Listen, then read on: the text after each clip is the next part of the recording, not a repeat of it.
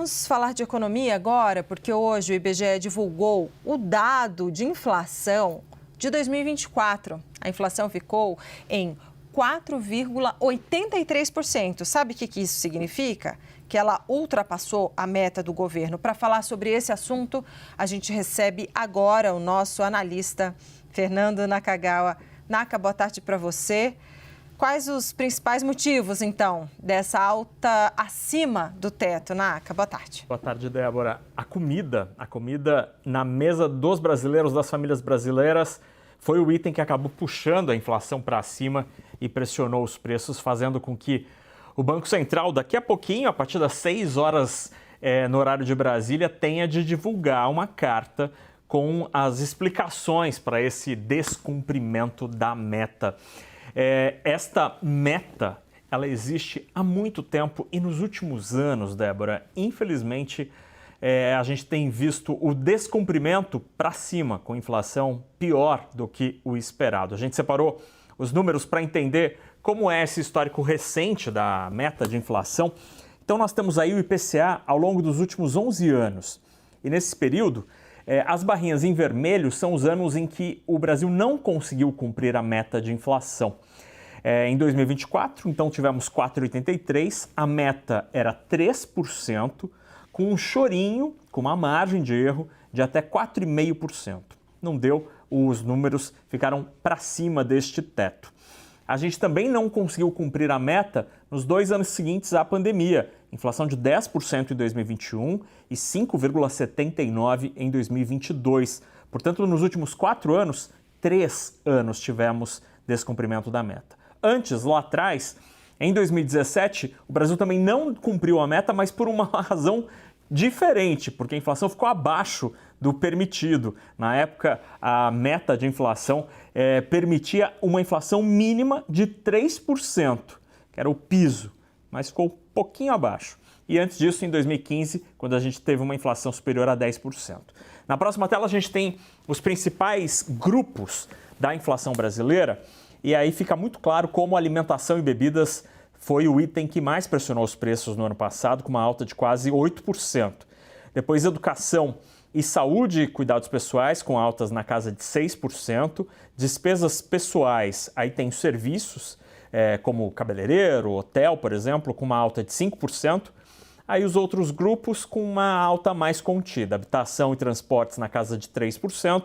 Vestuário e comunicação, quase 3%, e artigos de residência com apenas 1,31% de alta. O dólar alto também tem influenciado nesta elevação. Então, o clima explica boa parte da alta nos alimentos e o dólar explica também outras elevações. E aí, na próxima tela, a gente tem, por item, entre os mais de 400 preços acompanhados pelo IBGE, o que gerou mais pressão na inflação, Débora. Então, começando pelos menores impactos, aluguel subiu mais de 3%, a refeição fora de casa um aumento de quase 6%, condomínio, lanche e refeição, basicamente a mesma coisa, comida fora de casa, condomínio 6% de alta, plano de saúde quase 8% de aumento, e aí do lado direito da tela, serviços bancários e ensino fundamental com aumentos na casa de 8%, gasolina, que individualmente é o principal índice, o que mais pesa na inflação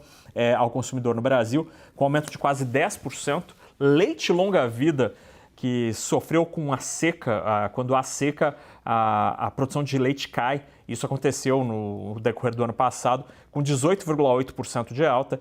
E o café, esse sim, uma disparada de quase 40%. Então, a partir das 6 horas da tarde, Gabriel Galípolo terá de enviar essa carta com as explicações ao ministro da Fazenda, Fernando Haddad, sobre por que a meta de inflação não foi cumprida. A expectativa para este ano, Débora, para 2025, é de uma inflação talvez um pouco menos intensa, mas muita gente acha que vai ser descumprida a meta novamente este ano.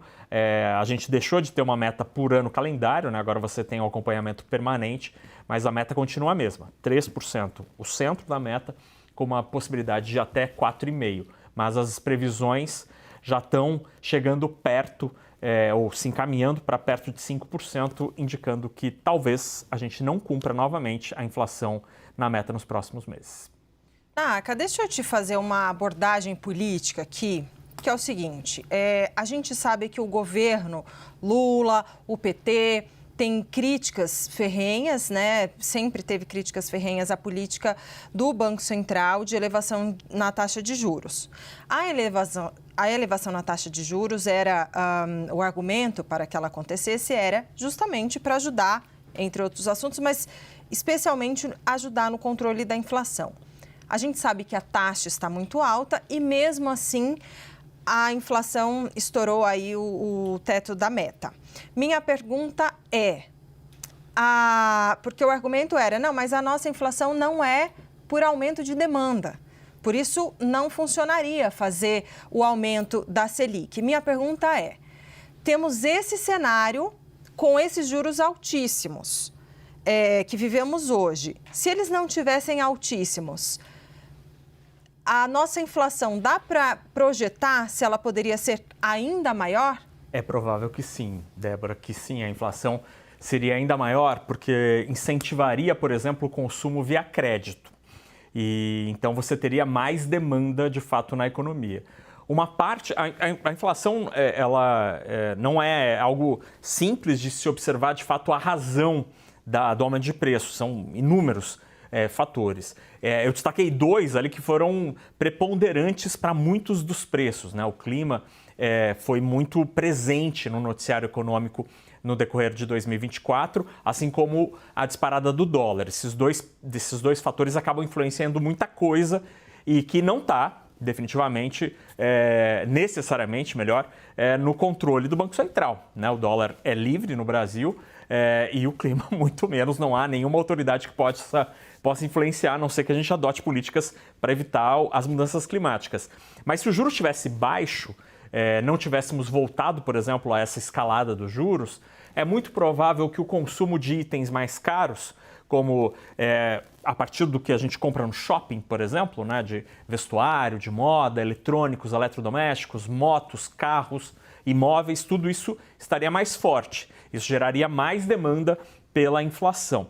Então, é com este racional que o Banco Central trabalha diante desse cenário, em que alguns fatores ele pode ter influência, por exemplo, o dólar, o juro alto pode conter um pouco a escalada do dólar, e diante de outros fatores sobre os quais o Banco Central não tem nenhuma capacidade, a não ser torcer, como, por exemplo, o clima. Mas sim, você tem razão. Se o juro estivesse mais baixo, talvez essa inflação estaria ainda mais alta. Obrigada, Fernando Nakagawa, pelas suas informações, apurações e análises.